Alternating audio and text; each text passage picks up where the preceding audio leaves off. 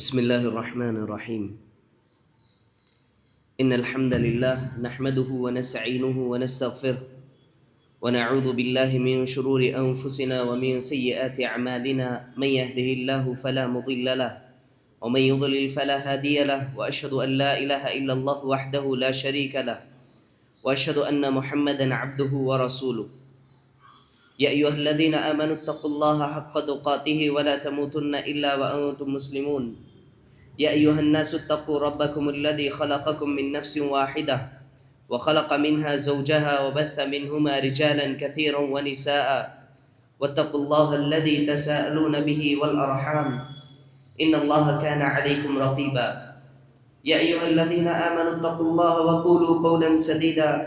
يصلح لكم أعمالكم ويغفر لكم ذنوبكم، ومن يطع الله ورسوله فقد فاز فوزا عظيما. أما بعد فإن خير الحديث كتاب الله، وخير الهدي هدي محمد صلى الله عليه وسلم، وشر الأمور محدثاتها، وكل محدثة بدعة، وكل بدعة ضلالة، وكل ضلالة في النار. قال الله عز وجل: فأعوذ بالله من الشيطان الرجيم. يا أيها الذين آمنوا كتب عليكم الصيام كما كتب على الذين من قبلكم لعلكم تتقون. محترم و مکرم حاضرین، بے شک ہم ایک ایسے وقت کے انتظار میں ہیں جس کے لیے ہم تقریباً 11 مہینے انتظار کرتے ہیں، اور پھر وہ خوشی کا لمحہ جب قریب آتا ہے تو دل کی دھڑکنیں تیز ہو جاتی ہیں. اور یہ رمضان کا مہینہ جو کہ عنقریب ہم پر سایہ فگن ہونے والا ہے، اس سے متعلق چند باتیں ہمارے ذہنوں میں ہونی چاہیے. دیکھیے، بے شک اللہ سبحانہ و تعالیٰ نے ہمیں ایک خاص مقصد کے لیے پیدا کیا ہے. اللہ تعالیٰ نے کہا: وَمَا خَلَقْتُ الْجِنَّ وَالْإِنسَ إِلَّا لِيَعْبُدُونَ. میں نے جنوں اور انسانوں کو صرف اور صرف میری عبادت کے لیے پیدا کیا ہے. اور جب اللہ سبحانہ و تعالیٰ نے ہمیں اپنی عبادت کے لیے پیدا کیا ہے تو وہیں پر اللہ سبحانہ و تعالیٰ نے ہمیں یوں ہی آزاد خیال نہیں چھوڑا کہ تم جس انداز میں چاہو، جس وقت میں چاہو عبادتیں کرتے رہو، جس کی چاہے کرتے رہو. ایسا نہیں ہے، بلکہ اللہ تعالیٰ نے ہمیں کس کی عبادت کرنی ہے، کیسے کرنی ہے، کس طرح سے کرنی ہے، کیا وقت ہونا چاہیے، اللہ تعالیٰ نے اس کو بھی بتایا. اسی کے لیے نبی کریم صلی اللہ علیہ وسلم کو بھی مبعوث کیا ہمارے لیے، محمد رسول اللہ صلی اللہ علیہ وسلم کو، اور بتایا کہ وقت کیا ہونا چاہیے اور طریقہ کیا ہونا چاہیے. ذرا دیکھیے، جہاں بہت ساری عبادتیں اللہ سبحانہ و تعالیٰ نے بیان کی، وہیں پر روزہ ایسی ایک عظیم عبادت کو بھی اللہ سبحانہ و تعالیٰ نے رکھا ہے. اور اس کا تعلق بے شک روزہ نفلی روزے بھی ہیں اور فرض روزے بھی ہیں، لیکن جو فرض روزہ ہے، جو رمضان کے مہینے سے جس کو جوڑ کر کے اللہ سبحانہ و تعالیٰ نے رکھا ہے، بإذن اللہ آج ہم اسی سے متعلق گفتگو کریں گے. اللہ سبحانہ و تعالیٰ نے یہ جو روزے سے متعلق بات کہی، یا ایھا الذین آمنو، اے ایمان والوں جو کہتے ہو کہ ہم ایمان والے ہیں، مومن ہیں، یا اپنے آپ کو ایمان کے مکمل کامل درجے کو پہنچانا چاہتے ہو، ذرا سنو. کتب علیکم الصیام، اللہ سبحانہ و تعالیٰ نے تم پر روزوں کو فرض قرار دیا ہے. روزوں کو آپ پر، رمضان کے روزوں کو فرض قرار دیا ہے. کما کتب علی الذین من قبلکم، بالکل اسی طرح جس طرح تم سے پہلے والوں کو فرض قرار دیا ہے. اور پھر اللہ سبحانہ و تعالیٰ نے کہا یہ اس لیے ہے تاکہ لعلکم تتقون، تم تقوی اور پرہیزگاری میں اعلیٰ معیار کو پہنچ سکو. محترم حاضرین، عبادات جب انسان کرتا ہے تو بے شک عبادات کے ذریعے سے اپنے آپ کو تقوی کے اعلیٰ معیار کو پہنچاتا ہے.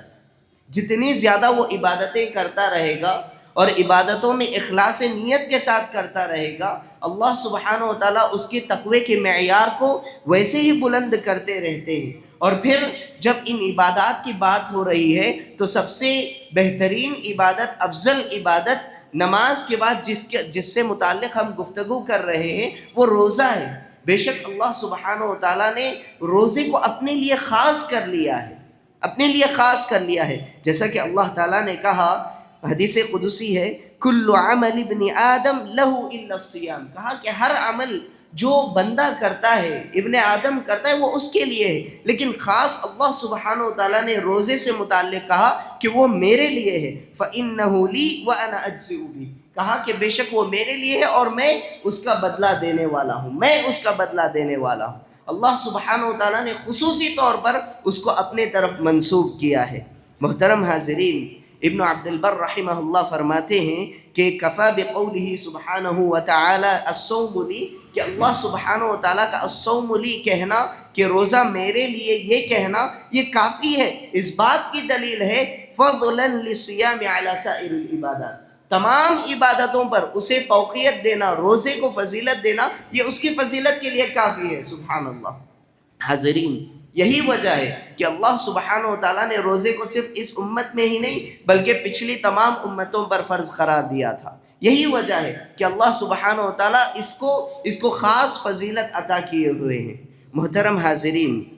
ابن القیم رحمہ اللہ فرماتے ہیں اس مہینے سے متعلق، جو کہ عنقریب ہم پر سایہ فگن ہونے والا ہے، ابن القیم رحمہ اللہ فرماتے ہیں وَكَانَ مِنْ هَدِيهِ صلی اللہ علیہ وسلم فی شہر رمضان الاکثار من انواع العبادات، کہ بے شک یہ رمضان کا جو مہینہ آنے والا ہے، بے شک یہ کئی عبادتوں کا مہینہ ہے، یہ صرف روزے کا ہی مہینہ نہیں بلکہ روزہ ہے ہی، لیکن ساتھ ہی ساتھ ہم اس مہینے میں کئی عبادات کو انجام دیتے ہیں، کئی عبادتوں کا مہینہ ہے۔ جیسے آپ نے فرمایا کہ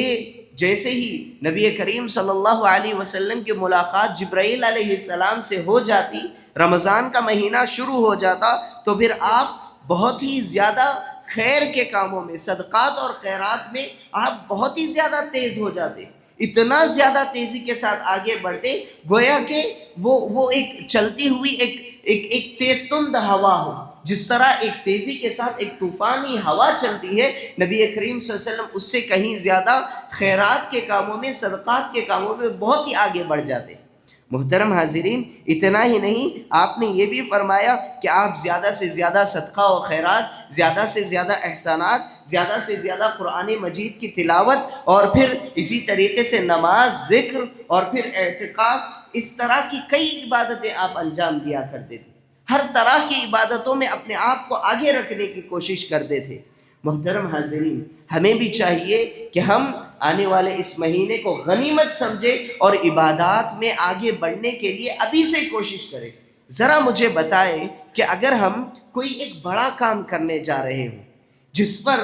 ہمارا ایک مستقبل منحصر ہے، تو پھر ہم کیا کرتے ہیں؟ سب سے پہلے ہم اس کے لیے پریکٹس کرتے ہیں، تھوڑا تھوڑا کر کے کرنے کی کوشش کرتے ہیں، یا تمہید باندھتے ہیں، انٹروڈکٹری کچھ کام کرتے ہیں تاکہ ہم آگے چل کر کے اسے صحیح انداز میں بجا لا سکے۔ بالکل اسی طرح ہمارے پاس ایک وقت ابھی آ رہا ہے، ابھی چل رہا ہے کہ ہم آگے چل کر کے مکمل طور پر عبادتوں سے جڑ سکے، ہمارے لیے وقت ہے کہ ہم اس کے لیے کیا کر سکیں؟ تیاری کر سکیں۔ محترم حاضرین، عبادات کی جب بات کی جاتی ہے تو رمضان سے متعلق خصوصی طور پر اگر ہم سلف صالحین میں اگر ہم دیکھیں، نبی کریم صلی اللہ علیہ وسلم سے لے کر کے جتنے سلف صالحین آپ کے بعد گزرے، تمام سے متعلق زندگیوں کو پڑھ کر کے دیکھیں، تمام کا معاملہ یہی تھا کہ قرآن مجید کی تلاوت، قرآن مجید سے جڑ جاتے۔ ذرا سوچ کر کے دیکھیں، کیا یہ مہینہ قرآن مجید کا مہینہ نہیں ہے؟ اللہ سبحانہ و تعالیٰ نے کہا اِنَّا أَنزَلْنَاهُ فِي لَيْلَةِ الْقَدْرِ، اللہ سبحانہ و تعالیٰ نے کہا کہ ہم نے اس قرآن مجید کو لیلۃ القدر میں اتارا ہے، اس رمضان میں اتارا ہے، جو کہ لیلۃ القدر اسی رمضان کا ایک حصہ ہے۔ سبحان اللہ۔ حاضرین، ہمیں چاہیے کہ ہم قرآن مجید سے خوب جڑ جائیں۔ نبی کریم صلی اللہ علیہ وسلم کا یہ خاص عمل رہا ہے کہ آپ جیسے ہی رمضان کا مہینہ شروع ہوتا، جبرائیل علیہ السلام آپ سے ملاقات کے لیے اتر جاتے، اور ہر رات آپ صلی اللہ علیہ وسلم جبرائیل علیہ السلام کو قرآن پڑھ کر کے سنایا کرتے تھے، ہر رات اس طرح کا معاملہ ہوتا۔ محترم حاضرین، سلف صالحین کی زندگیاں اٹھا کر کے دیکھیں، قرآن مجید کے ساتھ ایک خاص شغف رہا ہے۔ ہمیشہ وہ جس طرح وہ درس و تدریس میں لگا رہتے تھے، جیسے ہی رمضان کا مہینہ آتا درس و تدریس کو ایک طرف کر دیتے اور پھر صرف اور صرف قرآن مجید سے جڑ جاتے، عبادتوں سے خوب لگاؤ رہتا اور قرآن مجید کی تلاوت میں خوب مصروف ہو جاتے، ایک رمضان میں کئی مرتبہ قرآن مجید کی تلاوت کر کے ختم کیا کرتے تھے۔ محترم حاضرین، انہی میں سے جیسے ابراہیم ابن الاشعث رحمہ اللہ کہتے ہیں کہ میں نے فضیل رحمہ اللہ کو ایک رات سورہ محمد پڑھتے ہوئے سنا، وہ رو رہے تھے، وہ یہ آیت بار بار پڑھ رہے تھے کہ وَلَنَبْلُوَنَّكُمْ حَتَّى نَعْلَمَ الْمُجَاهِدِينَ مِنْكُمْ وَالصَّابِرِينَ وَنَبْلُوَ أَخْبَارَكُمْ۔ وہ بار بار اس آیت کی تلاوت کیا کرتے تھے۔ محترم حاضرین، یہ جو ابھی میں نے جو بات کہی، اس سے متعلق میں آپ کو بتا دوں کہ سلف صالحین کا مقصد صرف قرآن مجید کو یوں ہی تلاوت کر دینا نہیں، بلکہ تلاوت کے ساتھ آپ قرآن مجید کو سمجھتے بھی تھے، اچھے انداز میں سمجھ کر کے اسے پڑھا کرتے تھے۔ ایسا نہیں کہ یوں ہی پڑھ کر کے در تک نکل جانا، ایسے نہیں ہوا کرتا۔ جس طرح آج کل کئی ہمارے مسلکوں میں، دوسرے مسالک میں ہم لوگ دیکھتے کہ کس انداز میں قرآن مجید کو ختم کیا جاتا ہے تراویح کے نام پر۔ ذرا دیکھیں، سلف صالحین باقاعدہ طور پر ان میں اچھے انداز میں قرآن مجید کو سمجھ کر کے تلاوت کرتے تھے۔ یہ جو فضیل رحمہ اللہ سے متعلق یہ جو بات آتی ہے، آپ یہ جو قرآنی آیت جو تلاوت کر رہے ہیں سورہ محمد کی، اس میں اللہ سبحانہ و تعالیٰ کا ارشاد ہے کہ ہم تمہیں ضرور آزمائیں گے تاکہ ہم جان لیں کہ تم میں کون مجاہدین ہے، کون سب سے زیادہ محنت کرنے والے ہیں، کون صابرین میں سے ہے، صبر کرنے والوں میں سے۔ ہم تمہیں اچھے انداز میں آزمائیں گے۔ یہ فضیل رحمہ اللہ یہ آیت پڑھ رہے تھے اور رو رہے تھے اس بات سے، اور یہ کہہ رہے تھے کہ اللہ سبحانہ و تعالیٰ ضرور ہمیں آزمایا ہوا ہے اور ہم آزمائش میں رسوا ہوئے ہیں، اور جب اللہ سبحانہ و تعالیٰ ہمیں آزما لے تو کیا ہم کہہ سکتے ہیں کہ ہم ضرور کامیاب ہوں گے؟ ہرگز نہیں ہو سکتا۔ اسی لیے یہ بار بار یہ تلاوت کر رہے تھے اور پھر بار بار رو رہے تھے کہ اے اللہ ہمیں آزمائش سے دور رکھنا۔ محترم حاضرین، اسی طریقے سے قرآن مجید کو زیادہ سے زیادہ سننا یا پڑھنا، یہ ہمارا، دیکھیں ایک انسان جو ہے ہمیشہ جب قرآن مجید کو سنتا ہے نا، اس سے ضرور متاثر ہوتا ہے، ضرور اسے پسند کرنے لگتا ہے۔ ابن مسعود رضی اللہ عنہ، عبداللہ ابن مسعود رضی اللہ عنہ فرماتے ہیں کہ نبی کریم صلی اللہ علیہ وسلم نے مجھ سے کہا کہ اے عبداللہ ابن مسعود، میرے لیے قرآن ذرا پڑھ کر کے سناؤ۔ عبداللہ ابن مسعود رضی اللہ عنہ کہتے ہیں کہ اللہ کے رسول، کیا میں آپ کو قرآن مجید پڑھ کر سناؤں؟ کیا یہ اعزاز کی بات نہیں ہے کہ نبی کریم صلی اللہ علیہ وسلم آپ کی زبان سے سننا چاہتے ہیں قرآن مجید کو؟ تو یہ پوچھتے، تعجب کرتے، اللہ کے رسول آپ پر قرآن مجید نازل ہوا، میں کیسے پڑھ سکتا ہوں؟ کیا مجھ سے آپ سننا چاہتے ہو؟ تو پھر آپ صلی اللہ علیہ وسلم کہتے ہیں کہ بے شک میں اسے پسند کرتا ہوں کہ میں تم سے سنوں۔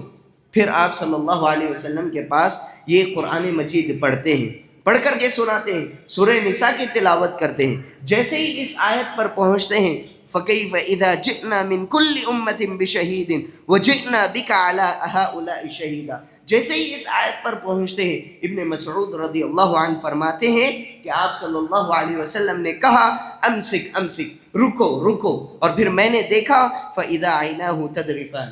آپ صلی اللہ علیہ وسلم کی آنکھیں خوش ہو چکی تھی، بہت ہی زیادہ تر ہو چکی تھی، آپ صلی اللہ علیہ وسلم رو رہے تھے، آنسو بہہ رہے تھے۔ یعنی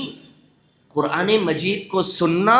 بے شک انسان کے دل میں ہیبت طاری کر دیتا ہے، اور جب انسان سمجھ کر کے سنتا ہے نا تو پھر لازمی طور پر اس کے دل میں ایک اثر انداز، ایک اثر چھوڑ جاتا ہے۔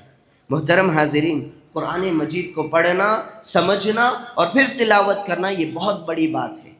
اسی طریقے سے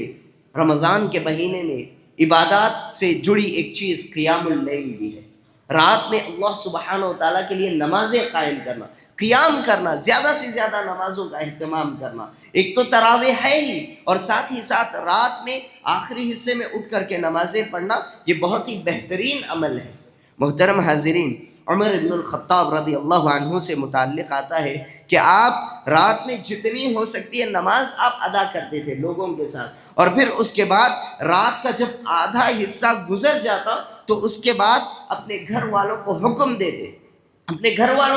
دیتے، کہتے الصلاۃ الصلاۃ، کہتے کہ نماز کا وقت ہے، نماز کا وقت ہے، چلو نماز ادا کریں، اور پھر یہ آیت بارہا تلاوت کرتے وَأْمُرْ أَهْلَكَ بِالصَّلَاةِ وَالصَّبِرْ عَلَيْهَا، کہ تم اپنے اہل و عیال، اللہ سبحانہ و تعالیٰ کا یہ حکم ہے نا کہ تم اپنے گھر والوں کو نماز کا حکم دو. تو عمر رضی اللہ عنہ کا یہ مشغلہ تھا کہ جیسے ہی رمضان کی راتیں آ جاتی تو پھر رات کے آدھے حصے کے بعد کیا کرتے تھے، اپنے گھر والوں کو بھی حکم دیتے اور خود بھی اس پر عمل کیا کرتے تھے کہ نماز زیادہ سے زیادہ پڑھی جائیں. محترم حاضرین، بعض سلف صالحین سے یہ مروی ہے، وہ کہا کرتے تھے کہ 40 سال سے مجھے فجر کا طلوع ہونا ہی بہت ہی زیادہ غمگین کیا ہوا ہے،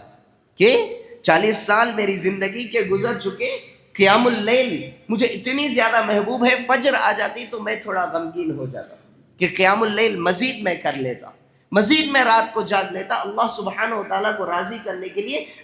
مزید نمازیں پڑھ لیتا. تو یہ مجھے زیادہ غمگین کرتا تھا کہ فجر کا طلوع ہو جانا. محترم حاضرین، اسی طریقے سے حسن بصری رحمہ اللہ فرماتے ہیں، اس سے پہلے میں یہ کہوں کہ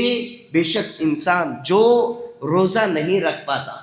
جسے روزے رکھنا دشوار گزرتا ہے، یا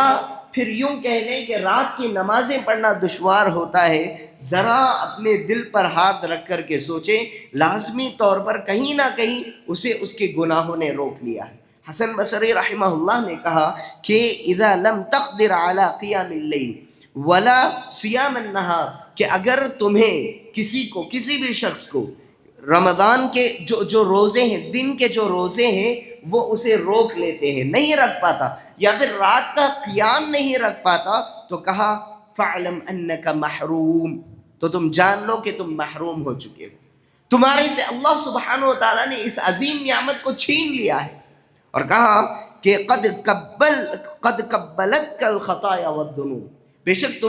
تمہارے گناہوں نے، تمہاری خطاؤں نے تمہیں روک لیا ہے، اس کی لپیٹے میں تم آ چکے ہو. یہی وجہ ہے کہ تم نہ تو روزے رکھ پا رہے ہو اور نہ ہی تمہارے سے قیام اللیل ہو پا رہا ہے. محترم حاضرین، اسی طریقے سے رمضان میں جو زیادہ سے زیادہ عبادتوں میں جڑ کر رہنا ہے، انہی عبادات میں سے یہ بھی ہے کہ زیادہ سے زیادہ انسان صدقہ اور خیرات کرے، زیادہ سے زیادہ اپنے مال کو اللہ سبحانہ و تعالیٰ کے راہ میں خرچ کرے. محترم حاضرین، نبی کریم صلی اللہ علیہ وسلم کا یہ معمول رہا ہے. احادیث نبویہ میں کئی جگہوں پر نبی کریم صلی اللہ علیہ وسلم سے متعلق آتا ہے کہ فلا رسول اللہ صلی اللہ علیہ وسلم اجود بالخیر من الریح المرسلہ، کہ زیادہ سے زیادہ خیر کے کاموں میں آپ آگے بڑھا کرتے تھے، بہت ہی زیادہ سخی ہوا کرتے تھے. سخاوت میں آپ صلی اللہ علیہ وسلم تمام لوگوں پر افضل ہیں ہی، لیکن ساتھ ہی ساتھ جب رمضان کا مہینہ آ جائے تو اور بھی زیادہ آپ صلی اللہ علیہ وسلم سخاوت میں آگے بڑھ جاتے، اللہ سبحانہ و تعالیٰ کی راہ میں خرچ کرنے میں بہت ہی آگے بڑھ جاتے، اور یہ اس وقت ہوتا جب رمضان کا مہینہ آتا. محترم حاضرین، ابن رجب حنبلی رحمہ اللہ فرماتے ہیں کہ امام شافعی رحمہ اللہ یہ فرمایا کرتے تھے فَأُحِبُّ لِلرَّجُلِ الزِّيَادَةَ بِالْجُودِ فِي شَهْرِ رَمَضَانِ اقتداءً برسول اللہ صلی اللہ علیہ وسلم، کہ انسان کو نبی کریم صلی اللہ علیہ وسلم کی اقتداء کرتے ہوئے، آپ کی پیروی کرتے ہوئے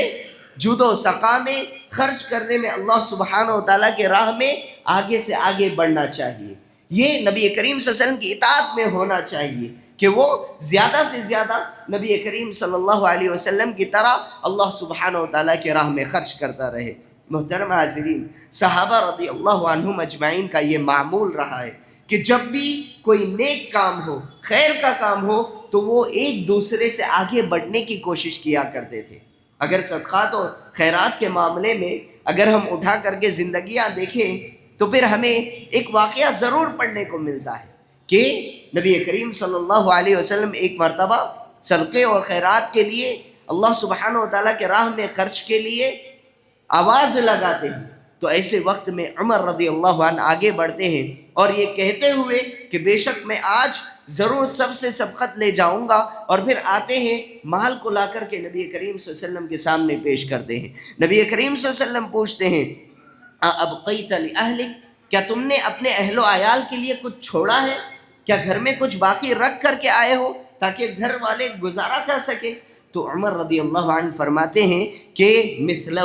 جتنا میں لے کر کے آیا ہوں اتنا میں گھر پر بھی چھوڑا ہوں، یعنی آدھا مال میں لایا ہوں اور آدھا گھر پر چھوڑا ہوں۔ اور پھر عمر رضی اللہ عنہ کہتے ہیں کہ میرے دل میں یہ تھا کہ میں آج ابو بکر رضی اللہ عنہ پر بھی سبقت لے جاؤں گا۔ اس کے بعد ابو بکر رضی اللہ عنہ بھی مال لے کر پہنچتے ہیں، نبی کریم صلی اللہ علیہ وسلم کی خدمت میں حاضر ہوتے ہیں، اور پھر نبی کریم صلی اللہ علیہ وسلم مال کو لینے کے بعد آپ صلی اللہ علیہ وسلم پوچھتے ہیں ابو بکر رضی اللہ عنہ سے، ابقیت لأہلک، کیا تم نے بھی اپنے گھر کے لیے، اہل و عیال کے لیے کچھ چھوڑا ہوا ہے؟ تو ابو بکر رضی اللہ عنہ جواب میں کہتے ہیں کہ ابقیت لہم اللہ ورسولہ، کہتے ہیں کہ میں نے اللہ اور اس کے رسول کا نام گھر پر چھوڑا ہوا ہوں، یعنی میں نے سب کچھ گھر سے لے کر کے آیا ہوں اور بس تمہارا نام، اللہ سبحانہ و تعالیٰ کا نام اور آپ کا نام گھر پر چھوڑا ہوں، اس کے علاوہ کچھ اور نہیں۔ تو پھر عمر رضی اللہ عنہ فرماتے ہیں کہ لا اسابقک الی شیء ابدا، میں کبھی بھی تم سے آگے، کبھی بھی آپ سے آگے نہیں بڑھ سکتا۔ سبحان اللہ۔ محترم حاضرین، یہ عبادات کے معاملے میں ہمیشہ ایک دوسرے سے سبقت لے جانا یہ صحابہ رضی اللہ عنہم اجمعین کا عمل رہا ہے۔ اگر زندگیاں اٹھا کر کے دیکھیں، عمل صالح سے متعلق پڑھ کر کے دیکھیں تو ہمیں پتہ چلے گا کہ ہر عبادت سے متعلق صحابہ رضی اللہ عنہم اجمعین ایک دوسرے سے آگے بڑھنے کی کوشش کیا کرتے تھے۔ ہمیں بھی چاہیے کہ ہم عبادات کے معاملے میں ہو یا صدقات اور خیرات یا اللہ سبحانہ و تعالیٰ کے راہ میں خرچ کرنے سے متعلق ہو یا نیکیوں سے متعلق ہو، ہم ایک دوسرے پر فضیلت حاصل کرنے کی کوشش کریں، ایک دوسرے سے آگے بڑھنے کی کوشش کریں۔ محترم حاضرین، بے شک رمضان میں عبادات کرنا یا نیک اعمال کرنا، اس کا دگنا اجر ہے۔ اللہ سبحانہ و تعالیٰ دگنا اجر ہمیں دیتے ہیں۔ ذرا دیکھیے اس حدیث سے متعلق جس میں آپ صلی اللہ علیہ وسلم نے کہا فَإِنَّ عُمْرَةً فِي رَمَضَانَ تَقْضِي حَجَّةً أَوْ حَجَّةً مَعِي، نبی کریم صلی اللہ علیہ وسلم نے کہا کہ بے شک تم عمرے تو ضرور کرتے ہو، عمرہ کرتے ہیں نا ہم لوگ، اللہ سبحانہ و تعالیٰ لازمی طور پر اس کا بدلہ دیتے ہیں، اس کا بدلہ ہمیں عطا کرتے ہیں۔ آپ صلی اللہ علیہ وسلم نے کہا کہ جو بندہ رمضان کے مہینے میں عمرہ کرے، رمضان کے مہینے میں عمرہ کرے، آپ صلی اللہ علیہ وسلم نے کہا کہ اس کا اجر حج کے برابر ہے۔ عمرے کا اجر حج کے برابر ہے۔ اور آپ نے یہ بھی کہا حجۃ معی، یعنی میرے ساتھ حج کرنے کے برابر ہے۔ سبحان اللہ، اتنا بڑا اجر۔ اللہ سبحانہ و تعالیٰ جب رمضان کا مہینہ شروع ہوتا، فرشتہ آواز لگاتا ہے نا، آسمان میں کھڑے ہو گئے کہ یا باغی الخیر اقبل، کہ جو خیر کے کام کرنے والا ہے، جو نیکیوں میں آگے بڑھنا چاہتا ہے، آگے بڑھ، آگے آ جا، اور جو یا باغی الشر، جو گناہ کے کام کرنے والا ہے، حق سے دور ہو جا، پیچھے ہو جا، تیرے لیے یہی موقع ہے کہ تو نیکیوں کے کاموں میں آگے بڑھ جا اور برائی کے کاموں میں اپنے آپ کو روک لے، برائیوں سے دور ہو جا، اس وجہ سے کہ یہ وہ مہینہ ہے جس مہینے میں اللہ سبحانہ و تعالیٰ شیطانوں کو تک قید کر دیتے ہیں، تاکہ ہمیں ذرا برابر بھی وسوسے میں ڈال کر کے اللہ سبحانہ و تعالیٰ سے غافل نہ کر سکے۔ محترم حاضرین، جب اللہ سبحانہ و تعالیٰ نے اتنا زیادہ ہمارے لیے موقع فراہم کیے ہیں، تو پھر ہمیں بھی چاہیے کہ اللہ سبحانہ و تعالیٰ کے راہ میں ہم زیادہ سے زیادہ اچھے انداز میں اللہ سبحانہ و تعالیٰ کی عبادتوں میں آگے بڑھنے کی کوشش کریں۔ محترم حاضرین، سلف صالحین رحمہم اللہ بے شک جیسے ہی رمضان کا مہینہ قریب آتا تو پھر بہت ہی زیادہ خوش ہوا کرتے تھے، اس لیے کہ ایک ایسا مہینہ ہمارے قریب آ رہا ہے کہ ہم ہمیشہ کے لیے اللہ سبحانہ و تعالیٰ کو راضی کر سکتے ہیں۔ محترم حاضرین، عمر رضی اللہ عنہ فرمایا کرتے تھے جیسے ہی رمضان کا مہینہ قریب آتا آپ کہا کرتے تھے کہ مرحباً بمطہرنا من الذنوب، مرحبا کہتے تھے کہ تمہیں خوش آمدید ہے کہ تم ہمارے لیے ہمارے گناہوں کو پاک کرنے کا ذریعہ بنے، ہمارے گناہوں کو پاک کرنے کا تم ذریعہ بن کر کے آئے ہو، تو اس طرح بہت ہی زیادہ خوش ہوا کرتے تھے۔ محترم حاضرین، سلف صالحین میں سے یہ بھی بات آتی ہے کہ وہ بارہا دعائیں کرتے تھے۔ یحییٰ بن کثیر رحمہ اللہ، ان سے متعلق آتا ہے کہ یہ دعا کیا کرتے تھے کہ اللہم سلمنی الی رمضان وسلم لی رمضان وتسلمہ منی متقبلا، کہا کرتے تھے کہ اے اللہ تو اس رمضان تک مجھے سلامتی کے ساتھ پہنچا دے، یعنی رمضان مجھ پر لا لے اور پھر اس رمضان میں مجھے سلامتی کے ساتھ عبادتوں کو سر انجام دینے کی توفیق دے۔ اور پھر اسی طریقے سے کہتے تھے کہ تو مجھ سے عبادتوں کو قبول بھی کر لے۔ سبحان اللہ۔ محترم حاضرین، یہ ہمارے اندر ہونا چاہیے کہ ہم اللہ سبحانہ و تعالیٰ سے رمضان سے متعلق دعائیں کریں، اور پھر جب یہ پہنچ جائے تو پھر دعائیں کے ساتھ ساتھ عمل صالح میں آگے بڑھے، اور پھر جب یہ گزرنے لگے تو پھر ایسے میں اللہ سبحانہ و تعالیٰ سے دعا کرے کہ ہماری یہ عبادتیں قبول ہوں۔ محترم حاضرین، سلف صالحین سے متعلق آتا ہے کہ وہ 6 ماہ 12 ماہ کے 11 ماہ وہ کیا کیا کرتے تھے پتہ ہے؟ رمضان کے لیے دعائیں کرتے تھے کہ ہمیں رمضان تک پہنچا دے، اور جب رمضان گزر جاتا تو بقیہ مہینے اللہ سبحانہ و تعالیٰ سے دعائیں کرتے تھے کہ اللہ اس کی عبادتوں کو تو قبول فرما لے۔ محترم حاضرین،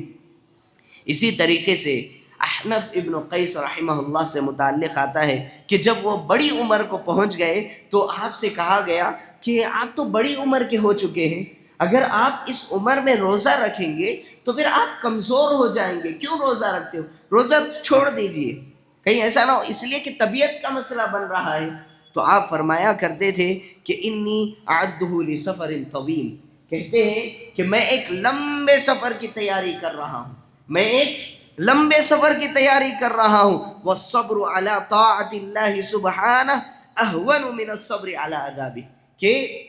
اللہ سبحانہ و تعالیٰ کے اطاعتوں پر صبر کرنا اللہ سبحانہ و تعالیٰ کے عذاب پر صبر کرنے سے کہیں زیادہ آسان ہے۔ سبحان اللہ۔ محترم حاضرین، یہ ہمیں سمجھ میں آنا چاہیے کہ اللہ سبحانہ و تعالیٰ کے عذابات پر صبر کرنے کے بجائے اللہ سبحانہ و تعالیٰ کی اطاعتوں پر صبر کرے۔ ہمیں صبر کا مطلب بس اتنا ہی سمجھ میں آتا ہے کہ ہم صرف آزمائش کے وقت پر صبر کریں، نہیں، بلکہ اطاعتوں پر بھی صبر ہونا چاہیے، گناہوں سے رکنے پر بھی صبر ہونا چاہیے، کہ لازمی طور پر ایک مشقت کا کام ہے صبح سے شام تک بھوکا رہنا، لیکن اگر کوئی بندہ اس اطاعت پر مکمل طور پر صبر کر لے تو کیا اس کا بدلہ اللہ سبحانہ و تعالیٰ اجر عظیم سے نہیں نوازیں گے؟ لازمی طور پر نوازیں گے۔ لازمی طور پر فجر کی نماز کو اٹھ کر جانا یہ بہت ہی زیادہ دشوار ہے، لیکن اللہ سبحانہ و تعالیٰ کے اس اطاعت پر صبر کرتے ہوئے آگے بڑھنا کیا یہ بہترین عمل نہیں ہے؟ محترم حاضرین، ہمیں اس سے متعلق سوچنا چاہیے۔ محترم حاضرین، جہاں پر یہ تمام باتیں ہیں وہیں پر میں یہ بھی کہوں گا کہ ہمیں چاہیے کہ ہم رمضان کا مہینہ چونکہ آ رہا ہے تو پھر ہمارے ذہنوں میں یہ نہیں ہونا چاہیے کہ ہم گناہوں سے تھوڑا رک جائیں، گناہوں سے تھوڑا رک جائیں، یہ نہیں ہونا چاہیے کہ ہم گناہوں سے رک جائیں، بلکہ یہ ہونا چاہیے کہ ہم گناہوں کو مکمل طور پر چھوڑ دیں، مکمل زندگی ہم گناہوں کو نہیں کریں گے۔ اب اس کے بعد ہم توبۃ النصوحہ کرتے ہیں کہ اس کے بعد ہم اس گناہ کو نہیں کریں گے۔ بہت سارے لوگوں کے اندر یہ دیکھا جاتا ہے، یہ عموماً یہ پایا جاتا ہے کہ ابھی رمضان کا مہینہ شروع ہونے والا ہے، ہم ٹی وی سے تھوڑا دور رہیں گے، ابھی رمضان کا مہینہ شروع ہونے والا ہے، ہم سگریٹ نوشی وغیرہ سے دور رہیں گے۔ سبحان اللہ، یہ کہاں کی جہالت ہے؟ اللہ سبحانہ و تعالیٰ رمضان کا مہینہ لاتے ہی اس وجہ سے ہے تاکہ انسان کیا کرے؟ تربیت حاصل کرے۔ یہ تربیت کا مہینہ ہے، تربیت حاصل کرے، اس کے ذریعے سے انسان مکمل طور پر گمراہیوں کو چھوڑ دے، مکمل طور پر گناہوں کو چھوڑ دے، مکمل طور پر خطاؤں کو چھوڑ دے۔ لیکن پھر بھی معاشرے میں دیکھا جاتا ہے کہ ہم وقتی طور پر رک جاتے ہیں، لیکن بعد میں چل کر جیسے ہی رمضان کا مہینہ ختم، فوری طور پر ہمارے گھر میں ٹی ویاں اور اسی طریقے سے گانے بجانے ہر چیز چلنے لگتی ہے۔ اللہ سبحانہ و تعالیٰ کی پناہ۔ محترم حاضرین، بشر رحمہ اللہ سے متعلق آتا ہے جب ان سے کہا گیا کہ قوم جو بہت سارے لوگ ہیں مسلمان ہیں، کہتے ہیں ان قوما یتعبدون ویجتہدون فی رمضان فقط، کہتے ہیں کہ صرف رمضان میں عبادتوں میں اور اللہ سبحانہ و تعالیٰ کے لیے اجتہاد میں یعنی نیکیوں کے کاموں میں آگے بڑھا کرتے ہیں، لوگ صرف اور صرف رمضان کے مہینے میں کرتے ہیں۔ تو پھر آپ فرماتے ہیں کہ بئس القوم، کیا ہی بری قوم ہے، کیا ہی بری قوم ہے، لا یعرفون اللہ حقا الا فی رمضان، اللہ سبحانہ و تعالیٰ کو حق کے ساتھ صرف اور صرف رمضان میں یہ لوگ پہچانتے، اللہ سبحانہ و تعالیٰ کو صرف اور صرف یہ لوگ رمضان میں پہچانتے ہیں، اللہ سبحانہ و تعالیٰ کو صرف اور صرف رمضان میں جانتے ہیں، اس کا ڈر صرف اور صرف رمضان میں رکھتے ہیں، اور جب رمضان گزر جائے تو پھر اللہ سبحانہ و تعالیٰ کو یہ بھلا دیتے ہیں۔ کیا ہی بری قوم ہے، سبحان اللہ۔ محترم حاضرین، ہمیں چاہیے کہ ہم اس سے متعلق بھی سوچیں کہ ہم گناہوں سے صرف رکے نہیں بلکہ مکمل طور پر اس سے اجتناب کر لیں، مکمل طور پر اسے چھوڑ دیں، اللہ سبحانہ و تعالیٰ کے راستے میں آ کر کے اللہ سبحانہ و تعالیٰ سے توبۃ النصوحہ کر لیں۔ محترم حاضرین، ایک آخری بات، محترم حاضرین، یہ مہینہ مغفرت کا مہینہ ہے، یہ مغفرت کا مہینہ ہے۔ اللہ سبحانہ و تعالیٰ نے اسے اس لیے رکھا تاکہ ایک انسان گناہوں سے محفوظ ہو جائے، اپنے گناہوں سے مغفرت لے لے۔ محترم حاضرین، نبی کریم صلی اللہ علیہ وسلم نے کہا وَلِلَّهِ عُتَقَاءُ مِنَ النَّارِ، وَلِلَّهِ عُتَقَاءُ مِنَ النَّارِ، اللہ سبحانہ و تعالیٰ کے پاس ہر سال ہر رمضان یہ فہرست ہوا کرتی ہے کہ اللہ سبحانہ و تعالیٰ جن کے نام جہنمیوں میں شمار کر دیے گئے ہیں، اللہ سبحانہ و تعالیٰ ان کے ناموں کو جہنم کی فہرست سے نکال دیتے ہیں۔ ذرا سوچ کر کے دیکھیں، اللہ سبحانہ و تعالیٰ نے کہا کہ بے شک ایک انسان کو موت آنی ہے، کل نفس ذائقۃ الموت، لازمی طور پر موت آئے گی۔ اللہ تعالیٰ نے کہا، سورہ آل عمران کی آیات ہے، کہا کہ کل نفس ذائقۃ الموت، ہر انسان کو موت آنی ہے، وَإِنَّمَا تُوَفَّوْنَ أُجُورَكُمْ يَوْمَ الْقِيَامَةِ، اور ہر ایک کو، تم میں کے ہر ایک کو اللہ سبحانہ و تعالیٰ قیامت کے دن پورا بدلہ دے گا۔ اگر نیکیاں کی ہیں تو پھر نیکیوں کا بدلہ ہوگا، اگر برائیاں کی ہیں تو پھر برائیوں کا بدلہ ہوگا، مکمل طور پر دیا جائے گا۔ اور پھر اس کے بعد کہا فَمَنْ زُحْزِحَ عَنِ النَّارِ وَأُدْخِلَ الْجَنَّةَ فَقَدْ فَازَ، اللہ تعالیٰ نے کہا کہ جو بندہ جہنم کی آگ سے بچا لیا گیا اور پھر جنت میں داخل کر دیا گیا، کہا کہ فقد فاز، وہی اصل کامیاب ہے۔ اگر کوئی بندہ اپنے آپ کو کامیاب کرنا چاہتا ہے، اپنے آپ کو سکسیسفل بنانا چاہتا ہے، تو پھر اللہ سبحانہ و تعالیٰ کی اس آیت کو سن لے۔ اللہ تعالیٰ نے کہہ دیا فَمَنْ زُحْزِحَ عَنِ النَّارِ وَأُدْخِلَ الْجَنَّةَ، جو جہنم کی آگ سے بچا لیا گیا اور پھر جنت میں داخل کر دیا گیا، فقد فاز، یہی وہ ہے جو اللہ سبحانہ و تعالیٰ کے لیے لازمی طور پر کامیاب ہونے والا ہے۔ محترم حاضرین، اللہ تعالیٰ نے کہا وَمَا الْحَيَاةُ الدُّنْيَا إِلَّا مَتَاعُ الْغُرُورِ، اور دنیا تو بس صرف اور صرف دھوکے کا سامان ہے، اس کے علاوہ کچھ بھی نہیں۔ محترم حاضرین، جب ایسا معاملہ ہے تو پھر وَلِلَّهِ عُتَقَاءُ مِنَ النَّارِ، اس حدیث کو اچھے انداز میں سمجھے۔ اللہ سبحانہ و تعالیٰ جہنم کی فہرست سے اگر ہمارے ناموں کو نکال رہا ہے، سبحان اللہ، تو پھر ہمیں چاہیے کہ ہم اپنے آپ میں کوشش کریں کہ اللہ سبحانہ و تعالیٰ کے لیے گناہوں کو ترک کر دیں اور نیکیوں میں مکمل طور پر آگے بڑھنے کی کوشش کریں، تاکہ اللہ سبحانہ و تعالیٰ ہم سے راضی ہو جائے۔ بس گنتی کے دن بچ گئے ہیں کہ رمضان ہم سے آ کر کے ملنے والا ہے۔ ابن الجوزی رحمہ اللہ فرماتے ہیں کہ اگر مردار کو، جو مر چکا ہے، اگر اسے یہ بات کہی جائے کہ اگر تمہیں کچھ پسند ہے تو کیا ہم تمہیں کیا دے سکتے ہیں، اگر تم ان سے پوچھو تو پھر وہ مردہ بس یہی کہے گا کہ مجھے بس رمضان میں ایک دن نصیب ہو جائے، رمضان میں ایک دن نصیب ہو جائے اور میں اللہ سبحانہ و تعالیٰ کو راضی کر لوں۔ محترم حاضرین، جب اتنا بہترین بابرکت مہینہ آنے والا ہے تو پھر ہمیں چاہیے کہ اس کی تیاری بھی زور و شور سے کی جائے، زور و شور سے کی جائے، ابھی سے عبادات کے لیے پابند بنا لیا جائے، اللہ سبحانہ و تعالیٰ کی خاطر اپنی نیتوں کو خالص کر لیا جائے، تاکہ کل جب رمضان آ جائے تو پھر افسوس نہ ہو اور پھر ہم عبادتوں میں آگے بڑھتے رہیں کہ ہم پیچھے والوں کو پیچھے ہی چھوڑ دے، اللہ سبحانہ و تعالیٰ کی رضا کو حاصل کر لے اور پھر جنت کے لیے ہمارا نام بھی وہاں پر ریزرو کر لے اور پھر جہنم سے ہمارے ناموں کو بھی نکال لے۔ اللہ سبحانہ و تعالیٰ سے دعا ہے کہ اللہ سبحانہ و تعالیٰ ہم تمام کو صحیح طور سے رمضان کی تیاری کرنے کی توفیق دے اور ہماری زندگیوں میں رمضان کو اللہ سبحانہ و تعالیٰ ہماری زندگیوں میں رمضان کو لکھ دے۔ آمین یا رب العالمین۔ سبحانک اللہم و بحمدک، اشہد ان لا الہ الا انت، استغفرک و اتوب الیک۔